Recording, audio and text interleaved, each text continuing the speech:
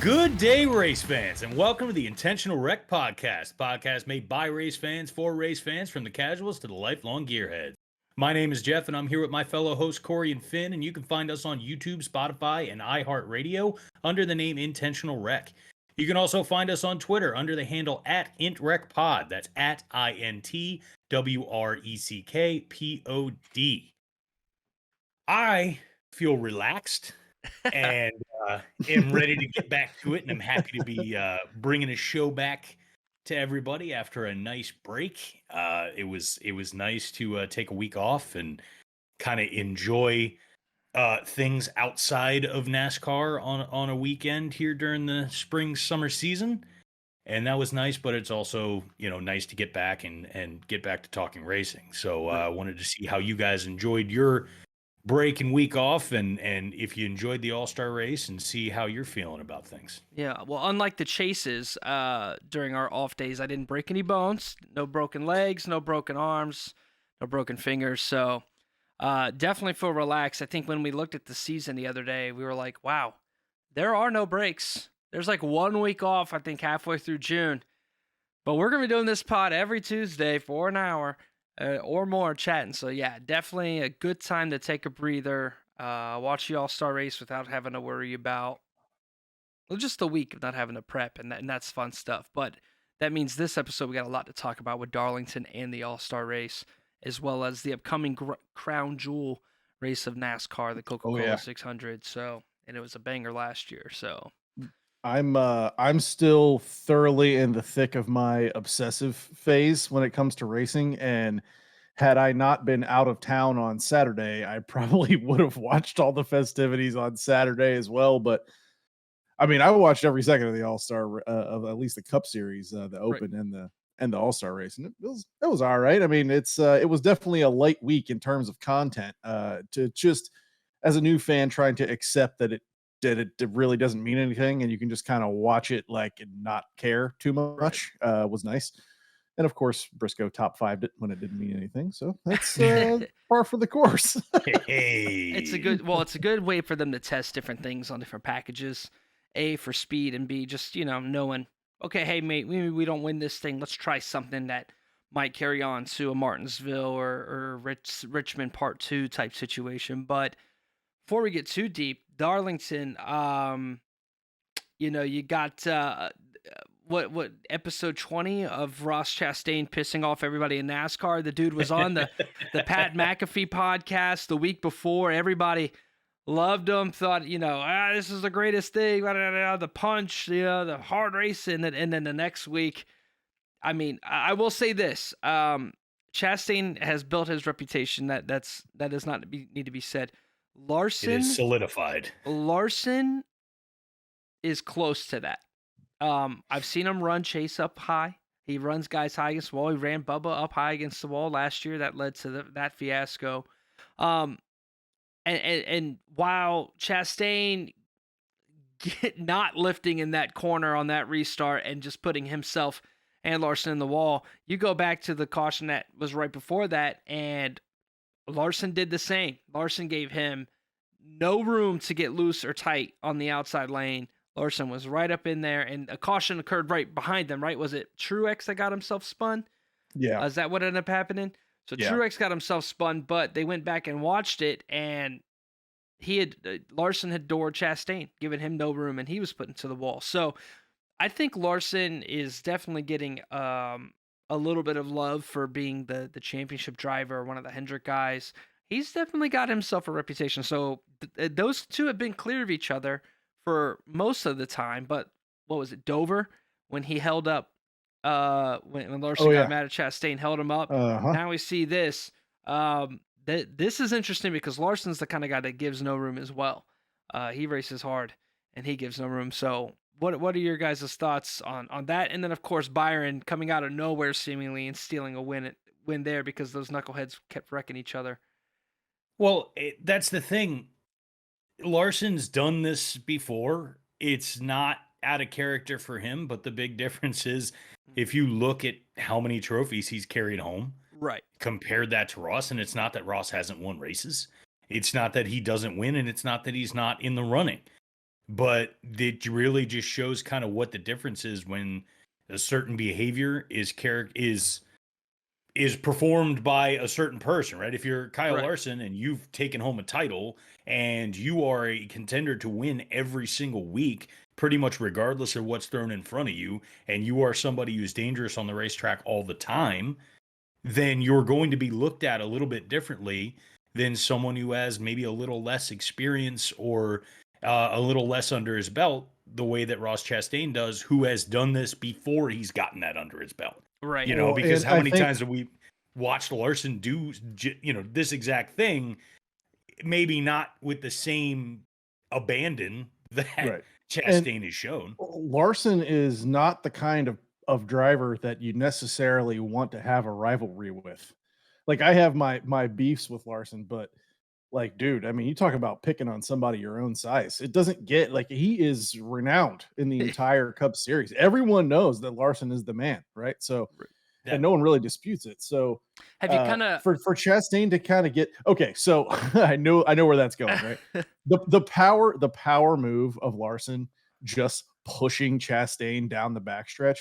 I mean, the balls on that guy to do that, like he knows who he is, right? And it's leadership. It's Larson standing up for everybody else in the series and going, "Look, dude, I'm the I'm the final boss." Right? Like That's right. if you're gonna mess around, you're eventually gonna end up in a beef with me. And I respect that. Like I've come around on Larson to a degree. It's not a hatred of him anymore. He is on TV a lot still, which I find Oh, to be weird. I, But I to be that's always annoyed been my thing to with be right, annoyed yeah. with him is one thing. I Right. remember very early you were like part of that annoyance was like, yo, he hasn't won anything, why Yes. is he But being it's heralded? But now you've kind of the as it's been right. fleshed out. I Yeah. mean, and especially this past weekend, and we'll get to that, but like, man, the talent is undeniable, and I I don't think it's all Hendrick because Right. the 48 and the 9 aren't really anywhere to be seen. And the Right. 24 seems to be picking up The I won't call slack. them cheap wins, but like I mean, he definitely got handed one at Darlington, like Right, and no we're gonna question. go over the power rankings that NASCAR dropped later today or in the pod. But I was thinking about my own personal, and I was like, here's my rule for NASCAR: one or two lucky wins because of a late caution. Okay, three is a lot of wins in a NASCAR season. 3 wins is enough to win a champion. In fact, Matt Kenseth's got a championship with 1 win. You know what I'm saying? Like, Mhm. like, hey, listen, there's only once you got 3 wins down, I was at the point where I was ready to put William Byron in my power rankings at number 1 again. And then Kyle Larson almost lapped the whole field. Now it's the All-Star race. We're going to talk about that. I don't know if I'm ready to budge, but this 600, I mean, we're really seeing the 5 kind of return. And I put in the Discord, I was like, is this what it was like to be a Jimmy Johnson, or to not be a Jimmy Johnson fan through the 2000s? He's winning like 19% of mile-and-a-half Yeah. races. Larson alone is winning Yep. almost 20% of all the mile-and-a-half races on Yep. the schedule. What we saw him do at Kansas. Now, I will say this: Darlington, though, kind of a shitter to me. Not very happy with that race. Did not like that there was no viable second line. Did not like that in order to get it just the Darlington has always been a track that eats up tires, and you're gonna have to let people by so you can pass them later. But the problem with this is you let them by, and then you'd never pass them later. In fact, the only person I even saw pass for the lead at any point during that race was when Ross Chastain was third and ran down second and first and passed them. Right. I don't recall another time. I remember very early in the race, Bubba was pushing really hard to pass Martin Truex Jr., couldn't Yeah. clear him, and then was the only car that could even keep up with Martin Truex Jr. He paced them for less than 3/10 for maybe 30 laps, and then he eventually lost tire or backed off and said, okay. And hell, so establishing that as Bubba is right now the only car for the first half of the race that could even remotely keep up with Truex and clean air. Pit penalty, Truex goes to, or a bad pit stop. Bubba ends up like 18th. Nowhere to be found for the rest of the race. Yeah. Yep. Can't pass, not passing anybody. We're talking about the second best car in the field. Can't pass 4 cars in green flag. Right. I really was not happy because I felt like last year's Darlington races were pretty solid, but I don't know what it was, but I was not happy with that race. I felt like the cautions were the only thing, and all that wreckage is the only thing that made it fun near the end. But still, Yeah. nobody could pass. You can't hang the bottom line. It was really cool to see Kevin Harvick steal a second place finish there. Yeah, I was listening to some of the coverage there at the end too, because I had picked Harvick to win, and I'm like, "Oh boy, let's go!" And he started in the front row, and then apparently his car got like super damaged in that last wreck and was barely running. There was a So big thing with yeah, that actually, because yeah, I Bubba heard, yeah, cleared through and they gave positions back. And the rule is if you're involved in the wreck, you don't get your positions back. But it happened so early in the turn that the last scoring loop was what, the start finish line or early, and yeah. it was super weird. I really felt like Bubba got screwed there, but he's been driving extremely well. I'm interested to see where he goes up in these power rankings because Bubba has been very, very quick, steadily improving. Finished second in the All Star race, finished second in the truck, or second or third in the truck race, all looking good. Bubba's been really, really quick.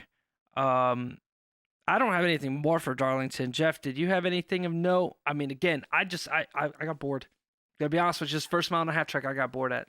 There really wasn't a whole lot of meat to it in the middle, and that's Yeah. really where you separate the the good and great races from the Right. duds. To be honest, because yeah, just about any race can get exciting in those last 10 laps, or Right. be crazy off a restart or something like that. But what are you providing in regards to exciting content through the middle of the race? Where are we seeing the storylines, Right. that are happening from 50 laps in, to 50 laps to go? Because that's one way you can really determine, is anybody really making passes? Is anybody really advancing? Is somebody actually making their way through the field? Are there storylines that are developing between what happened between two green flag pit stops, what's happening between one stage or another? And there really wasn't a lot of that at Darlington. It's not that there weren't exciting aspects of the race, but it was also the Larson and Chastain storyline was really what dominated the entire thing. Right. When you Well, and got to we've the end, seen what was anybody really talking about But that besides that? wasn't good racing. That was just two No, dudes wrecking each other. well, right, and we've pretty much. seen time and time again this season, especially on the shorter tracks, where it seems to be just coming down to pit stops. Like, don't screw up in the pit. If you get towards the front, don't screw up on a pit stop, and you're pretty much going to be fine because nobody's going to catch you and pass you. You might Right. not be able to necessarily compete for the win.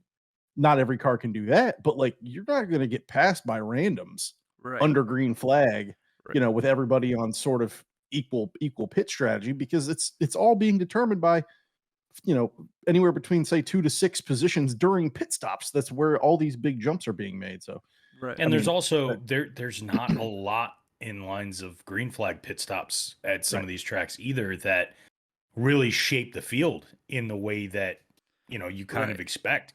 And I mean, part of that has to do with stages, but we see plenty of races in which green flag pit stops mean everything towards the how the race actually shakes out. So Yep. Darlington was really just not one of those tracks this year. So we'll see how things shake out after that. But yeah, I don't know. We'll see what happens later. I do tend to agree. It wasn't an especially exciting race.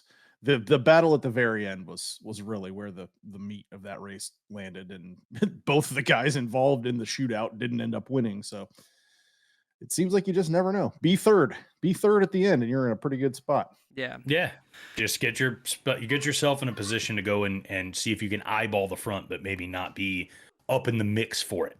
Right. But that'll bring it out to the next thing I want to go over is the All-Star race. And I'll be the first one to admit that, again, I took a break. So I really was watching this one from afar. I wasn't paying attention to a ton of the All-Star festivities. I do like having North Wilkesboro back. I think that's awesome. And I think that they should find ways to implement that because it could really be something that could be fun and exciting as part of the season if they can start figuring out how to really make this short track package better. Because it's not just North Wilkesboro. We saw it at Martinsville. We saw it to a certain degree at Richmond.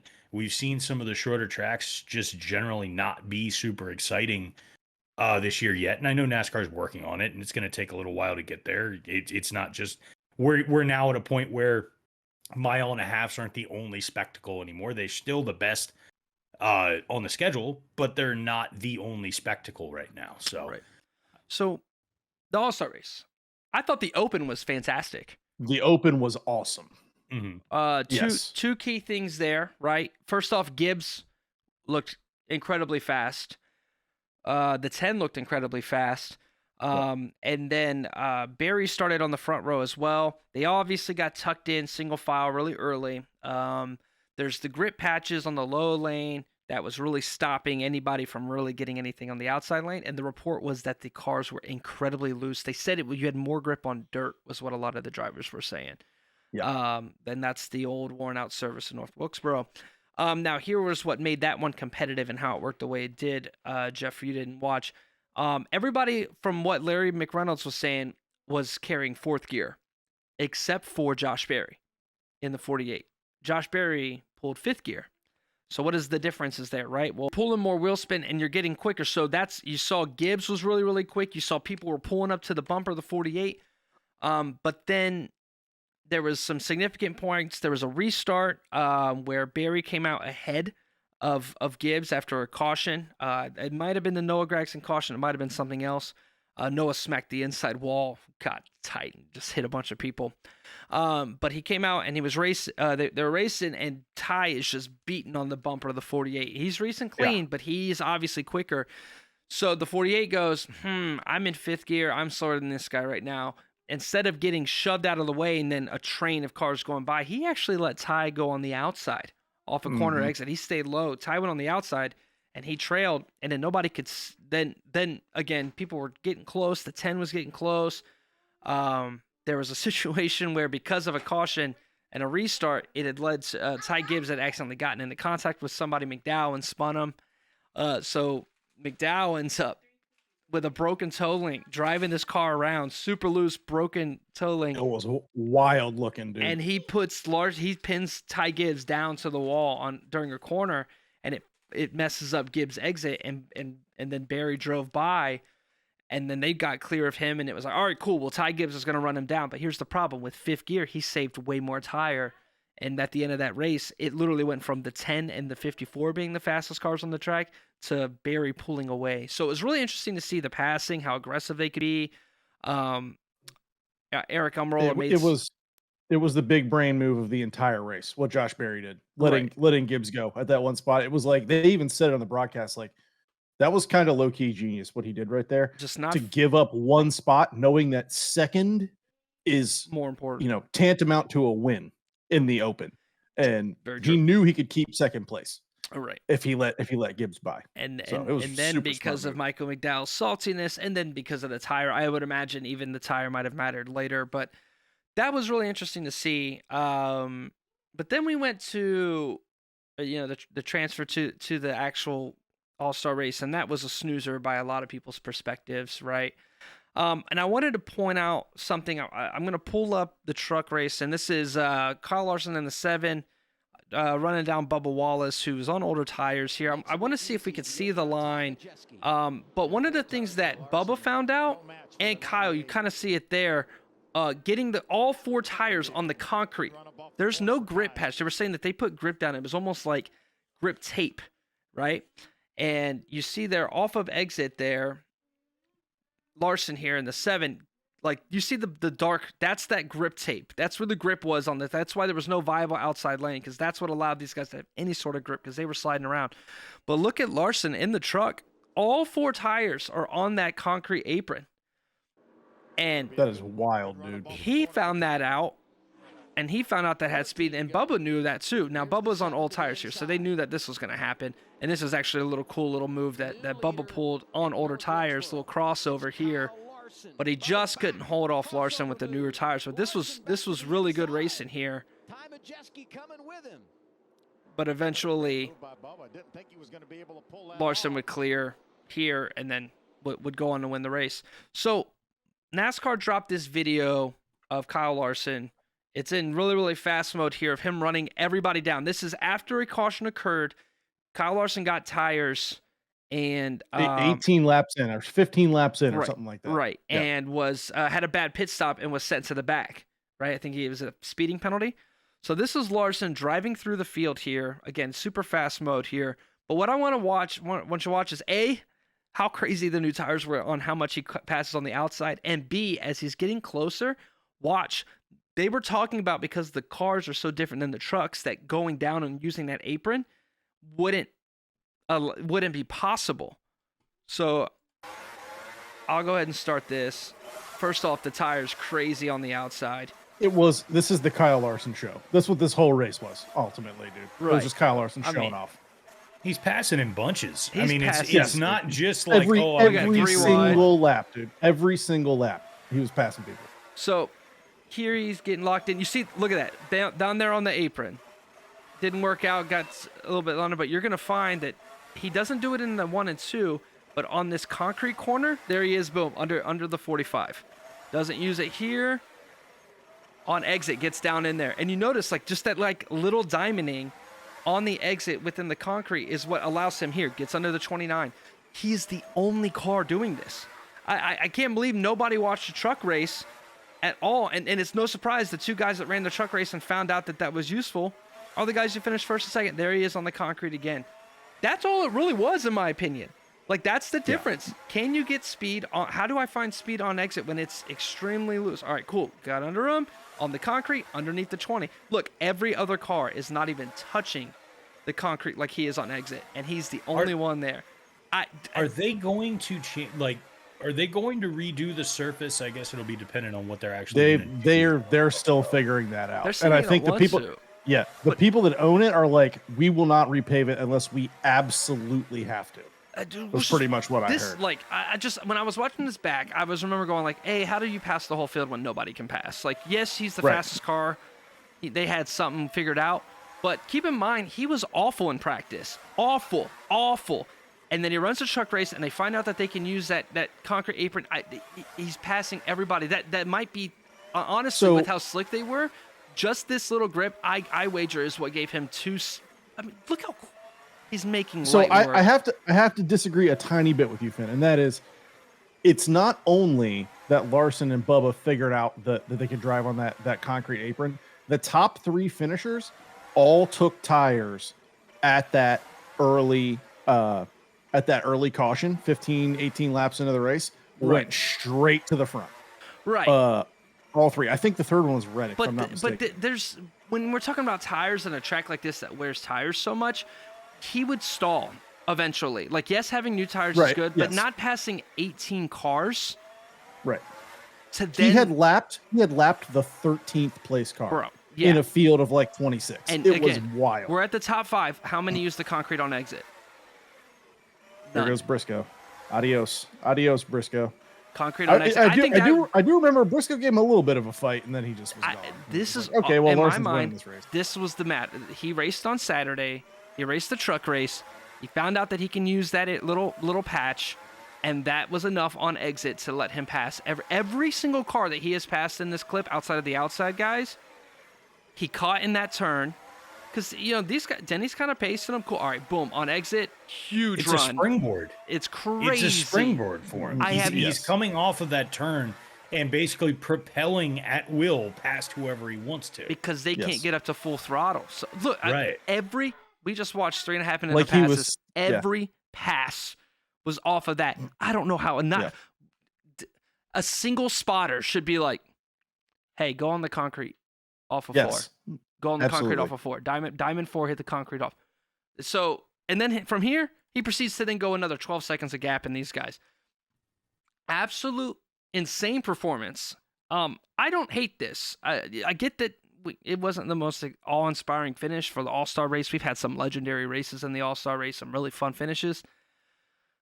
This is a guy, through practice, through laps, through seat time, found out a line to run that gave him 3 to 5 tenths a lap.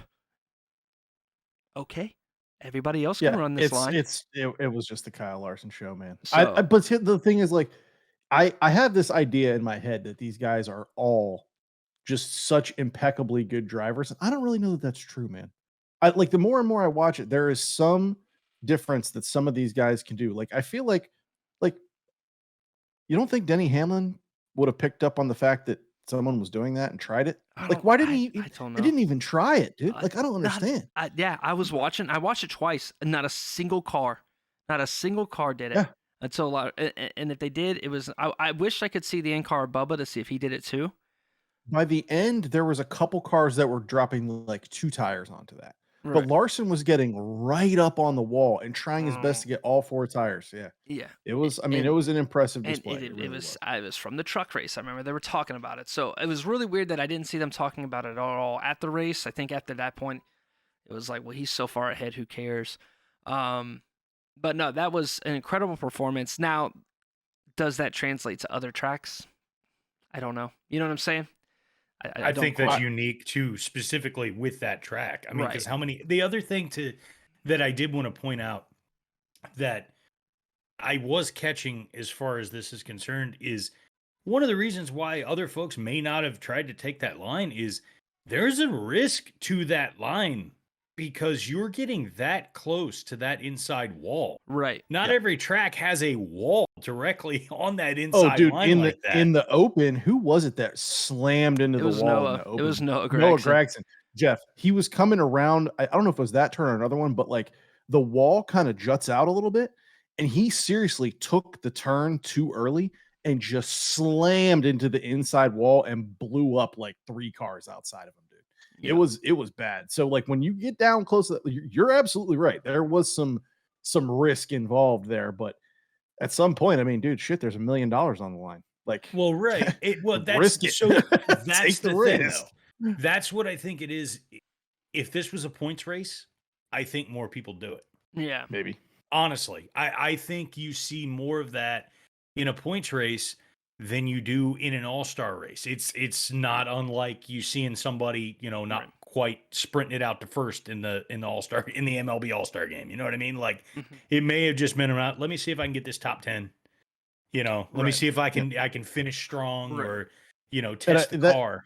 that probably led a lot to kind of the boringness of the race because it did seem like everybody was kind of just falling in line and driving in circles. Like Right. that's really like there wasn't a lot of effort being put into passing and really trying. And a lot of that could be that Larson went by everybody so fast it was like, Yeah. well, this race is over. Yeah. I mean, Unless Larson puts it in the wall, it was over. 12 seconds. I was half expecting him to blow a tire. He was doing something so different. It was weird, Yeah. but that's what it was. In my brain, that's clearly what it was. He found that line from the truck race, just used it, and nobody in the field adapted to it. And I was thoroughly shocked at that. Now, And maybe that was part of the strategy too, because maybe Right. somebody else that's sitting back that's running with him for a little bit is going, at some point he's gonna lose it and clip that wall, and And that's he my never did. shot. it And might he Yeah. be, it never might did. be, yeah, it might just be only a handful of guys can drive like that. It didn't look like it would be that way, but or maybe everybody's so loose they were scared to do it, and or maybe they put down there, got loose, and went, so, but then before we go on anything, you have a victory lane to chat about, eh? Little Big darlings chat. of I victory lane. do. I do. I did want to talk about my let's see, what was that? Over 37-point victory over Corey and my That was 55-point win over Finn it was a firm for ass beating. victory He's lane. not wrong. I will take this time after dominating that. I have a little bit of a rant, and I also want to follow that up with some joy. So my rant, and one of the things that I really will just put simply, bring night races back to Richmond, please. Please bring night races back to Richmond. Please. For the love of God, bring night races back to Richmond. This whole, like, it used to be in my head for the longest time, and maybe I'm Richmond's a crazy night here, race. but it used to be spring during the day.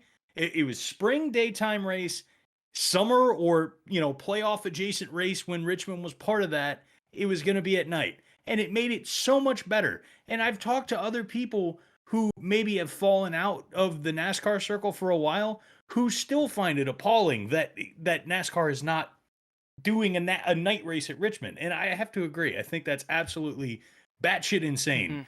that Richmond doesn't have a summer night race. Like, y'all, I know they're in the spring. This past April, we were sitting in turn one and we're getting beat down by the Oh, sun the roasting. entire time, just absolutely roasted, right?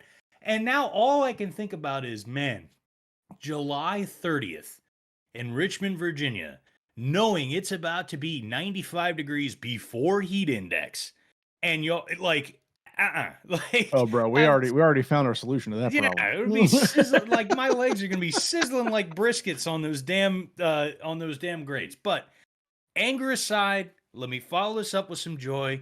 We are coming up to my favorite race day of the year this coming Sunday. It Mm-hmm. is an absolute race fan's dream. We've got Monaco in the morning. We've got the Indianapolis 500 in the afternoon. And then we got Charlotte at night. This is just, it's such a glorious day. I get so excited about that. Last year, we had a great time. Both of y'all came over to my place. I cooked up a giant feast of food. I intend on Mm-hmm. doing the same thing, Oh basically yeah. opening the door at, 9 or 10 o'clock in the morning. Anybody come by and I'll get the smoker going, fire up some barbecue and make up some goodies and just chow down and watch racing all freaking day. I cannot wait. So that's my victory lane. I've got a rant. I've got some happiness. I kicked y'all's ass. Let's move on with the A good show. old fashioned Can ass whooping, can as I Kyle Larson would can I say. make a 15-second addendum to that, Jeffrey? Yeah, yeah. Sure. Just want to clap it up for our boy Finley here. I know he hates it. Thank you for your service, Finn. Hey, I Memorial appreciate it, Day, our resident veteran. I had an uncle that I lost in Vietnam who I never got to meet. Thank you to all our service members. Happy Memorial Day. Absolutely. The race is for you Absolutely. guys. Yeah, it's going to be really cool if you're new to the sport. All the drivers have, for the Coke 600, a veteran who's, I think, a fallen veteran's name on the hood in place of their own names. So that's always really cool. You get a lot of patriotic paint schemes. I'm really excited. I'm going back. This will be my first Coca-Cola 600 since 2013. It's my favorite boy. racetrack. So I'm super excited to go back, taking the wifey down there over the weekend. So she's only ever gotten to see Richmond, where they're quick, but when they drive by her at Charlotte, I think she's gonna really enjoy it. So super exciting there.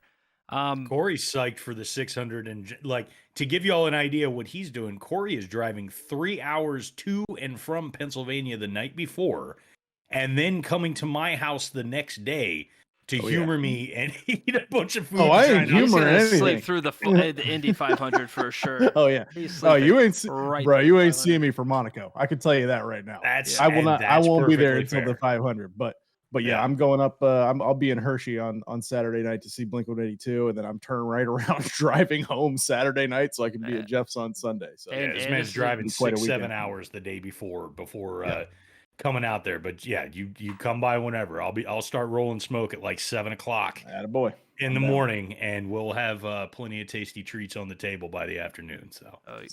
Sounds about right. Let's do some. Yeah. What you got here, Finn? Power rankings? Yeah, so obviously we've got our own power rankings, but I wanted to drop mine next week. But I wanted to maybe we go through and see what NASCAR.com has got and see where it kind of aligns with where we're at. So this is their top 20. We'll breeze through the top 15 or top 10 and hopefully kind of break down. So Alex Bowman at 20 obviously would be a lot higher if he was still racing. I understand why he's here. You want to give respect to the season he had. Yeah, need him back. I don't think he's going to be back this week, so he's going to have to figure it out. I think he's got like 12 races left. So going to be rough. And there's no way he points himself in. 19 Daniel Suarez, I had him a lot higher to start the year. He's dropped. He has not been the track house dominant. I love this picture of Suarez. Really aggressive pictures. I It's don't know great. who did this article. Is it Bob? I don't know if. Yeah, it wasn't Bob Pockers who did this article. Oh, it's Pat DiCola. Okay. So Daniel Suarez, again, the one has been the shining light. I do think he could still a road course race. But yeah, the 99 has not looked good. And fun fact, I didn't know this. I found out I didn't know that he actually drove the 19 for a season, Jeff. Almost 2 seasons. I did not know that. Really? Yes. So obviously, I'm the resident NASCAR guy, but I was stationed in Hawaii when I was active duty, and it's really hard to keep up with just general sports. Anything? When you're in Hawaii. I mean, football started at 7 a.m. So I was just doing a lot of things, not really keeping up with NASCAR. Jimmy was like very close to retiring at that rate. Chevy wasn't doing good, and I'm a fair weather fan, so I backed out of watching the sport. I guess say whatever you want, but I didn't know he drove the 95. I thought he went from the 95 to driving. What car was he driving at the time? I know he was in Stewart Haas for a while.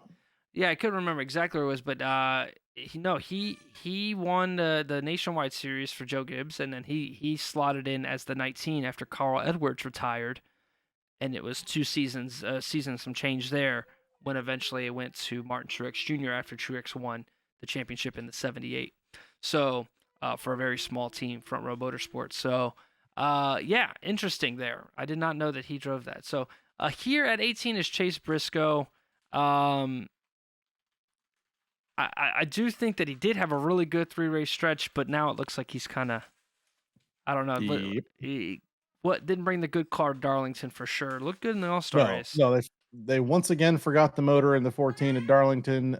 Looked good in the All-Star race, but he was part of that pack that was just like, okay, you're in the top 5 and you're pretty much going to stay in that order. I don't know if I don't know if I'm putting him this low, or Ty Gibbs this low. We talked about Ty Gibbs having his 4-ish top 10 tree. I'm very interested to see who's in there, and I think a couple guys are going to be here because they're potentially good, or like Denny's up there because he's got that win now, right?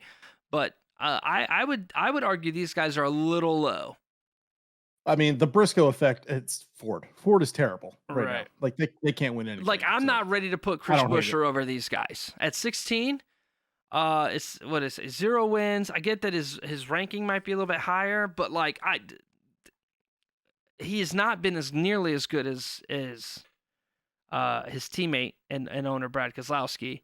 I don't know if I'm ready to put Chris Buescher here. Chris Buescher has competed for 0 wins this year. Right? Yeah, I would agree. Yeah, oh, for sure. Right now, Ty Gibbs exactly hasn't either, but Briscoe has competed for at least 1 to 2 wins this year, at least at the dirt track, which is kind of a novelty race. But interesting group here. I mean, they're all on the same skill level, I'd say. But right now, I don't know if I'm ready for any thoughts on that. Or are we still just breezing through the top 10 here? But again, you could take all of these guys probably and just kind of put them in the same. Right. The same. They just put them in a cup and pour them out. I basically putting Stenhouse and Buescher pretty much, yeah, because Stenhouse, put Stenhouse and Buescher both in that area. You're just like, these guys are either going to be extremely annoying to whoever does win the race for the most of the day and then fall to the back, or they're just going to spend the rest of their day, trying to break the top 20. Right. Also, why is Ricky Stenhouse Kyle Larson's big brother, dude? He does look a lot like that man is straight up Kyle Larson's big brother. That's mad funny. Ricky Stenhouse was the first spin in the All-Star race, if I'm not mistaken, or it was the Open. But I don't know. I had a good chuckle about it though. Well, obviously the Ricky Stenhouse nickname, but I will say he's quite overperforming. He's quite overperforming his equipment recently. The win obviously matters a lot for that small team to get to the playoffs, but he was up there at Richmond. Felt like he was pretty quick at Dover. He's been kind of sneaking in some solid finishes. I'm okay with Stenhouse here.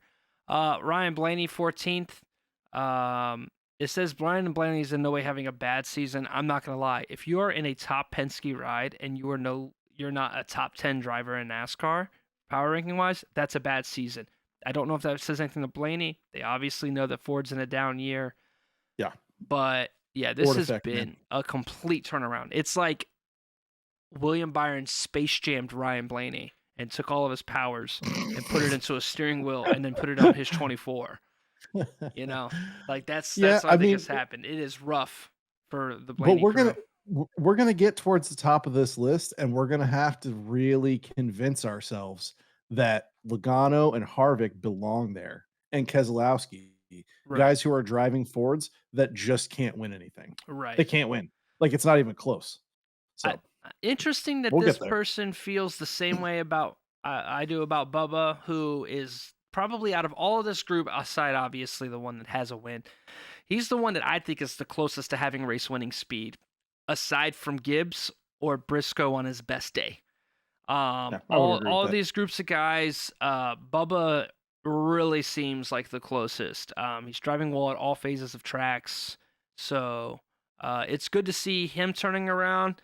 And because obviously Reddick has kind of been the shining light. Reddick and Bell have been the shining Toyota lights, but we've seen Truex and Bubba kind of turn it on. Of course, Denny got his first win, however unfair it was at Kansas. I'm good here. Brad slipping out of the top 10. Yeah, he's raced well, but All right, Mr. Grumpy Gills. Look at this picture right here. Why does it do it, bro? That's Biff Tannen's little brother, Joe. It seems like Brad it. Keselowski was under the radar this week. Got a former Miller Lite guy, obviously Miller Lite. A lot of political stuff going on with beer cans these days. So this must have been right after he tweeted his Miller Lite stuff. But we stayed racing around here. He's been quick again. I think Keselowski outside of Harvick is the best Ford in the field every week. It is a shame. I say it all the time, but it is a true shame that you go back. I've been watching a lot of the 2010s and races, and you see how much Kenseth is up front. You see how much Keselowski's up front. And you see how much Carl Edwards is up front. Like, those guys really dominated an era of the sport. He's obviously going through this owner cycle. But, yeah, they'll get there. He's looking good. I expect to win. Reddick we had as high as, 3 on our list at one point?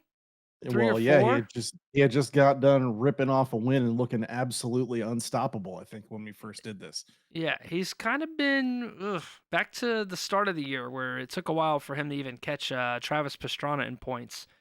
So it looks like Bubba's Space Jam Tyler Reddick as well. He's just collecting all the souls of the fast cars and slowly going to get his own. But okay, Tyler, I'm curious now. This is who I'm really curious. This guy does not belong in the top 10 right now. What do you think, Jeff? Does Joey Logano have? I don't know, dude. Just the deep sigh should give you the indication. I mean, what is? I don't know, man. Maybe he's come out so many Corey's made the joke about the 14 team, forgetting to put a decent motor in a car. The same can be said for the 22. Dude, my God, some of the junkers they put out for him over this, the last, because it isn't just he's just driving bad. He has had some of the most dog water cars this year that I think I've ever seen Logano pull out. Dude, going back to Skoda after his win, okay? 3 races in the top 10. 3 races in the top 15. Richmond here at 7th, which was a late call. Remember, that's the same thing from the Barry. It was a late caution, no tires, staying out. It was weird. Martinsville, can't remember how he got into second. That may have been another one because I remember Kyle Larson stole that race too. So another situation where Logano may have been a part of that same pit strategy that put. No, Logano stayed out. That's what it was. Logano, yeah. So it was a pit strategy call at the very end on a caution to stay out. Stole second place there, right? 30th, 31st, 6 at Kansas, cool. 18 at Darlington. This is not a guy I'm putting in the top 10, dude. How many times? There's 36 cars a week. How are you finishing 30th in a Penske this often? I'm not. Nah, this is championship privilege here. This is I will tell you that if Harvick is not 9th, I will be shocked because Harvick has. I can't imagine. Harvick has been better than Logano, but the Fords are just suffering, dude. Yeah, look, they're just suffering. One finish above 18th. Well, that's the All-Star race. So 3 since Bristol. 1 race above. Yeah, and 2 top 10s. 2 top 10s in 1, 2, 3, 4, 5, 6 races. Most of them are around the 20th mark. Yeah. Let's see what they've got here. And no surprise. There it is. Boom. Right. That's that. If you're going to put Logano there, Harvick is there too. But yes. Logano does not deserve to be that high right now. Bubba Wallace is a lot faster than Joey Logano. So if you, so that would be my question, right? Then who goes there? Because it's got to be Reddick or Bubba. I would go Wallace. Not Keselowski. I would put Wallace up there, but I think he's thriving on the fact that he has a win. He's the defending champ, but these guys have been bad. Interesting though to see Chase jump all the way up to 8th. I mean, I'm no surprise here. It's not like Chase Elliott is a guy that we don't know of skill, question. He's in Top Gear. A true underdog, that Chase Elliott. Right. Yeah, you want to talk about. All right, so hey, comes back from injury at Auto Club. Worst finish is 12th, 10th, 12th, 11th, 7th, 3rd, 5th in the All-Star race. Okay, cool, got it. Chase Elliott's back to back to form. Doing Chase Elliott things. Yeah. Right, back to form. We get to a road course race, he's going to steal a win. He probably wins the Chicago street course race if I'm not surprised. So, all right, cool. I'm fair with Elliott. That's a jump back up this quickly. Obviously, NASCAR is so different. You could miss a third of the season, win a race, still make playoffs. He'll be fine. So, interesting. Christopher Bell at 7. He's definitely dropped. I will agree. Yeah, that's kind of a drop for him. Yeah, we had him as high as like 2nd or 1st. He's got a win, right? He Where did does. he He win? won Bristol Dirt. Bristol. There was a point where it was basically interchangeable between him and Byron at 2 and 1 on your power when rankings he was for a while. the fastest Toyota in the field. And I'd argue this is not the highest Toyota. No, it's not, because we haven't seen Hamlin yet. Well, I argue Hamlin's not the highest Toyota on this list. Let's see. We got Kyle Busch at 6. Kyle Busch, interesting. We also haven't seen Truex yet. Yeah, that's who I have as being the highest. Yeah. Interesting, Kyle Busch there at 6. I mean, he hasn't had a really good kind of last couple races anyways, but he is one of the few drivers with multiple wins so far. So take it as you will. It looks like this list prioritizes what have you done for me lately versus maybe season long. I think I would put Kyle. I think anytime we're halfway through the season and you have more than 2 wins or 2 or more wins, you're going to be a top 5 driver. Mm-hmm. Are these pictures the reason why we have to deal with those stupid ass cartoons, Fox? My God, some of these are just like they make Kevin Harvick look like he's like 20 years older than he already is. Yeah. Ross Chastain again. So like Ross Chastain, obviously he's the points leader, but I'd argue Bowman would have been the points leader if it wasn't for the injury. So I don't know if I'm ready to give credit to. Also the cheating. Let's not forget about that. The 5 stage wins has been solid, but he hasn't won a race, and I can't remember, is there a race this year where he was second fighting for the win or first trying to hold somebody off? Darlington. Dover. Was it Dover? Yeah, Dover, he was chasing down Truex. If it wasn't for Larson and Gibbs, if it blowing him up, he would have won at Dover. Yes, I'll give you that one. Okay, then I'll flip my mind. I don't agree with Darlington. I think that was just 2 dudes wrecking the shit out of each other, and the fact that nobody could pass was whatever. That was kind of Truex's race, but I will concede. Okay, we'll put Ross up here. I don't know if I'm ready to put him over Busch because he doesn't have a win, but yes, at Dover, he was chasing him down. Should have won that race easily. He was catching him easily in that lap traffic for sure. Truex being at 4th here, considering where last time I did power rankings, I don't know if Truex was 10th. So I don't think so. I don't think you had him in the top 15. He's turning around. I mean, I think Truex is one of the best pure drivers on the sport. Obviously, in your tenure as a fan, you haven't really gotten to see. You caught him in a slump year or whatever. But Truex is one of those guys that, like the way that Larson won this race, that's how Truex wins races. Truex shows up and just schools the whole field. And you're just like, fuck. All right. Yeah, Dover was vintage Truex. Truex. The way that he ran that track and the way that he ran that race from start to finish, and the way that he found his way up, got to the front, and basically said, you're gonna have to beat me.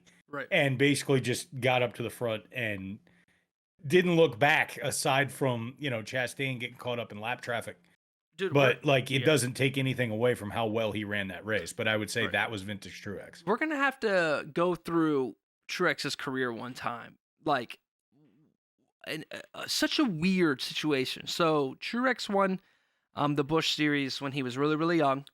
He was like a rising star. And he joined DEI, which is Dale Earnhardt Incorporated. And he drove the 1 car while Dale Jr. was driving the 8, right? And Dale had a falling out with I always thought it was his mother, but with Teresa Earnhardt, who I've learned it's not his mother. After Dale Sr. died, they how's the team going to go? What's going to happen? And then, of course, Dale ends up leaving after his contract's up and goes to Hendrick Motorsports. And Truex is just kind of there. Not only that, Truex was really struggling to win races, like to find victory lane. He's a hot shot, but DEI didn't have the best gear, and they weren't the best Chevy team, and Hendrick's got their dominance, and they're winning everything. And at this point, Gibbs was Chevy, if I'm not mistaken, as well. So, like early 2000s, I'm pretty sure Gibbs was Chevy as well. So they made the transition. I want to say it was 2011, I think. So Has Truex announced his retirement this year? I don't think so. No. Only They said he Harvick, was, right? I think. yeah, they said he was thinking Yeah. about it, and Almirola's got this is his last year from what we've heard. So, anyways, Truex goes on and races for Michael Waltrip Racing, like the 55, 56 car, which is like a super underfunded team. And he's doing that. And then he lands a ride with the 78, which is Front Row Motorsports, which is what, I believe it was Front Row Motorsports which is what McNowell's on now. They were a single car team, the 78. And he got paired up with this crew chief that was just Cole Pern, who is just the perfect match. And these dudes win a championship for a small team. No teammates.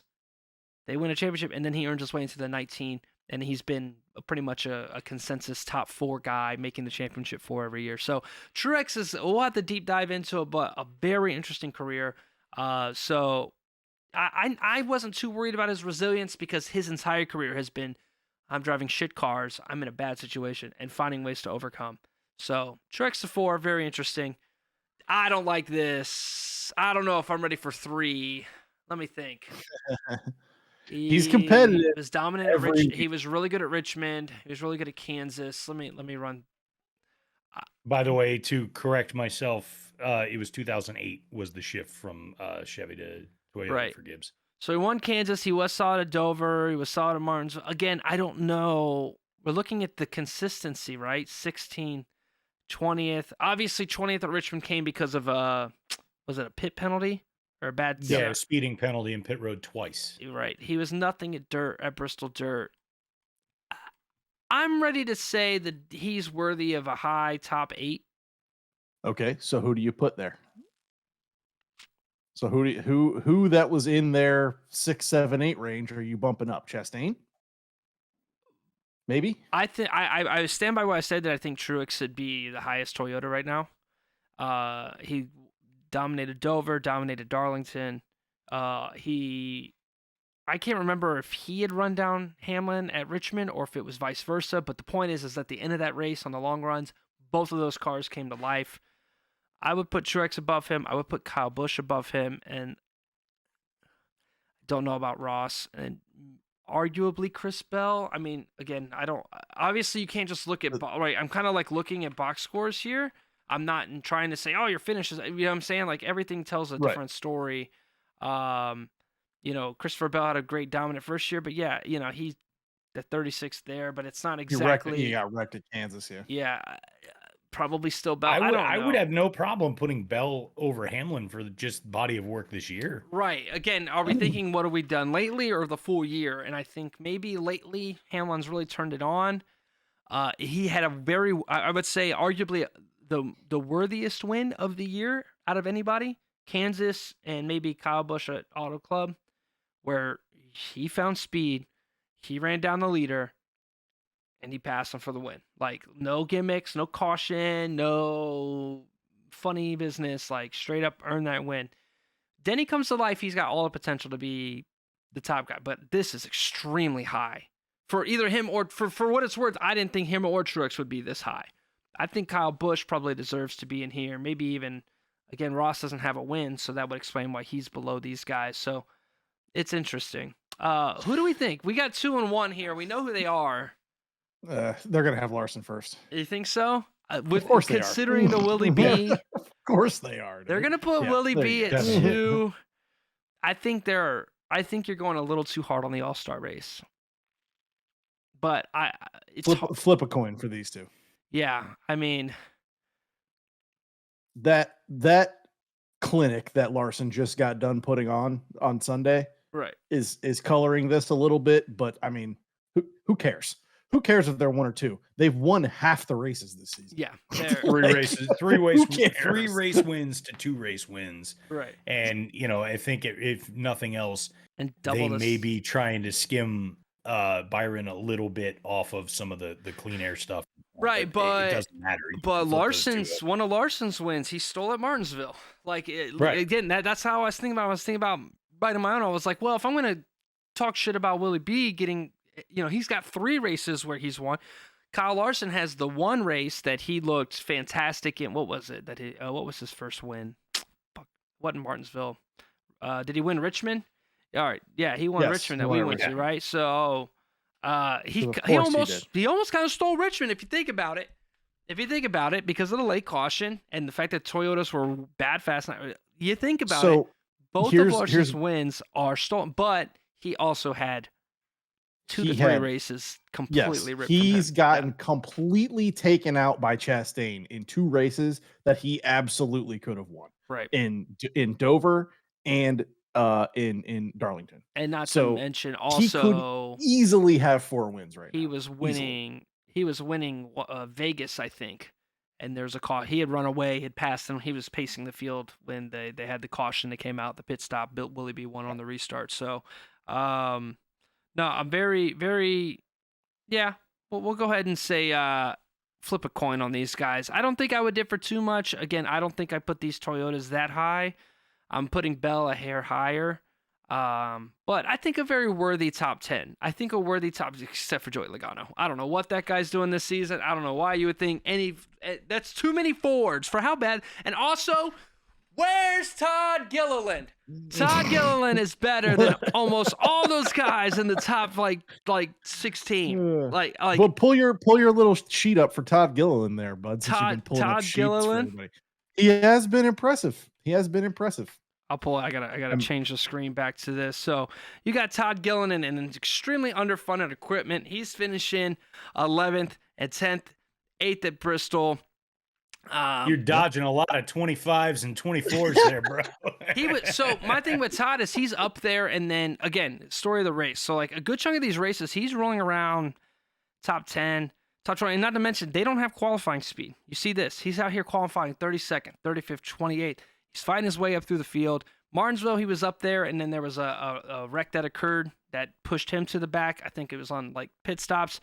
Considering how underfunded this team is, this huge stretch of top 15s here, then keeping that speed, finishing 11th.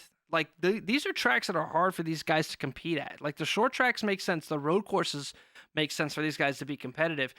But when these mile and a halves come out and it's just so much speed going in favor of other guys, like, listen, Harrison Burton is being pinned to the 10.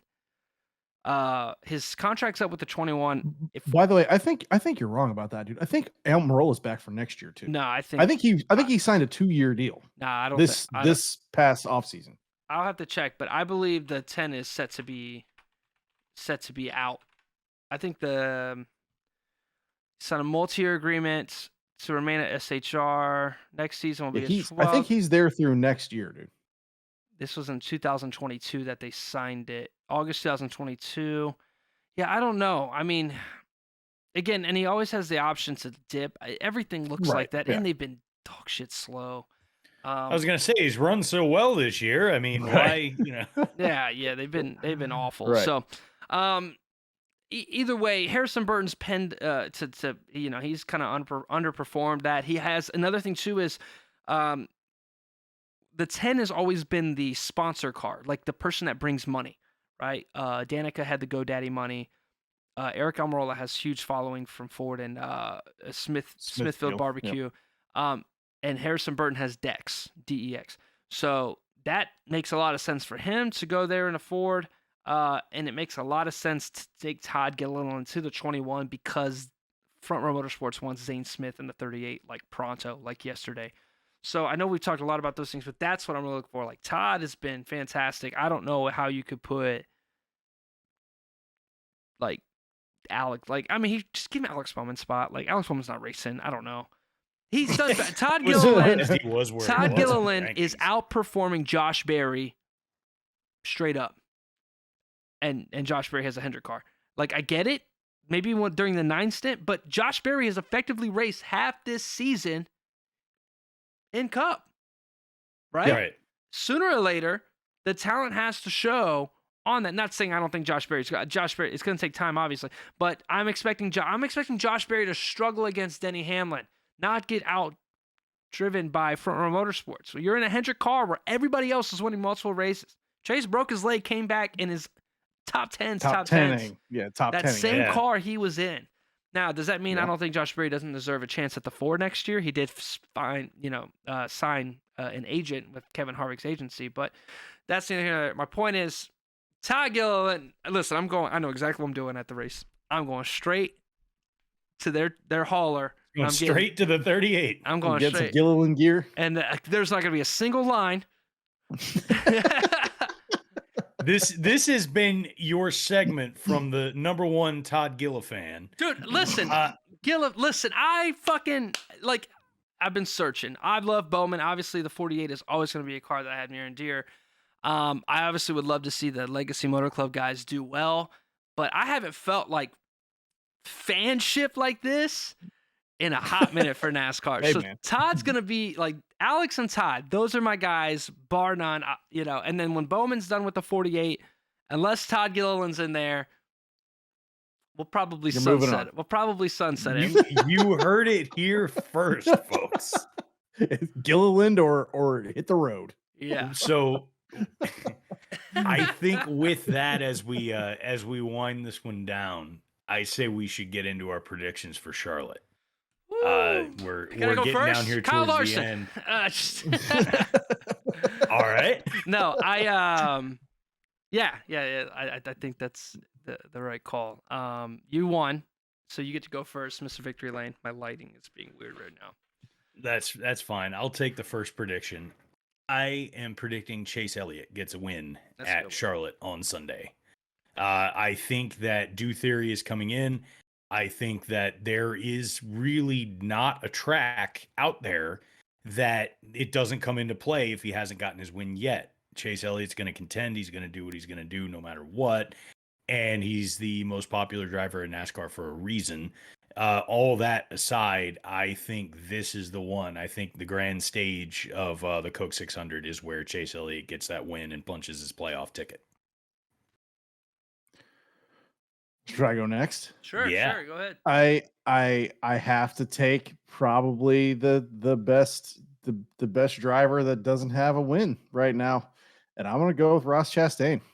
I mean, he's racing strong and doesn't have a win. It seems fitting for that guy who has been the talk of the circuit for whatever it's been 10 months now, to get his first win of the season at a crown jewel. It's arguably the second biggest race of the year. I guess it probably is.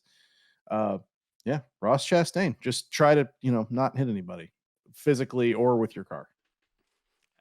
I don't get to do this much, and he probably won't. Gilliland. But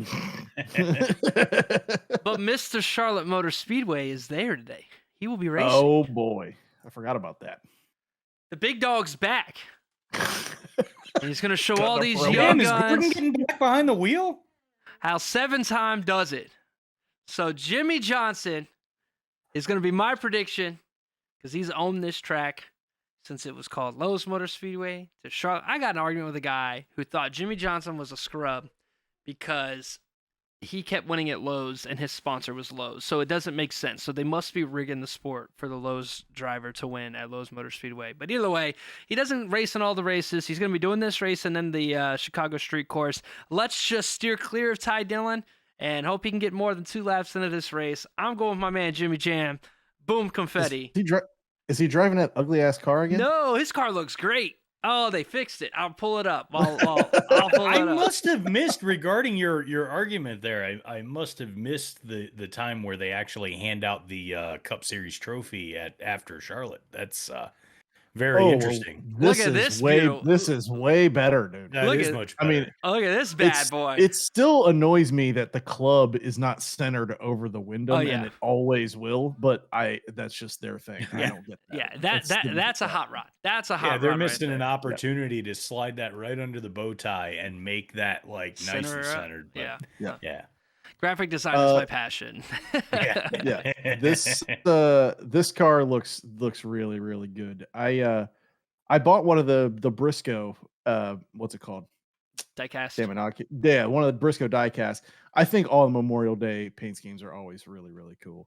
That's a good one. That's like night and day from the from the last one he was in, because that last one he was in was atrocious. Yeah, so they accidentally hit a layer on Photoshop and just and added and made it better, other than the midnight monstrosity that they trotted out there one of the last times he rode. Yeah, it was bad. Yeah, but we've Well, carried good through luck the to him. predictions, and Jimmy's coming back, which that should be interesting. Those 15 or 20 laps where he's contending will be great.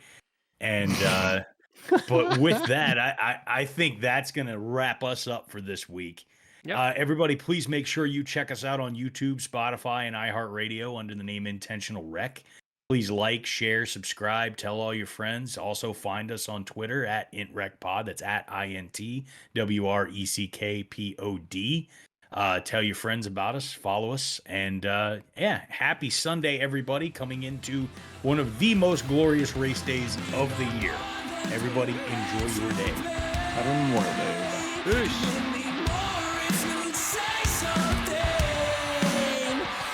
Can take what you want from me.